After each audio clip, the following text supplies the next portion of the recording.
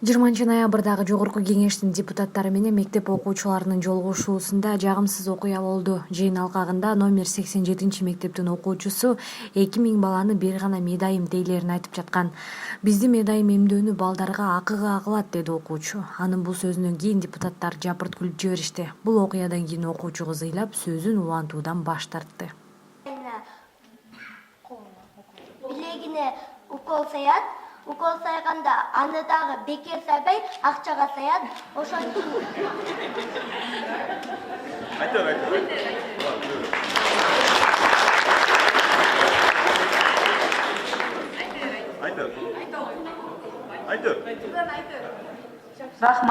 Рахмат, аябай жакшы маалымат бердиң.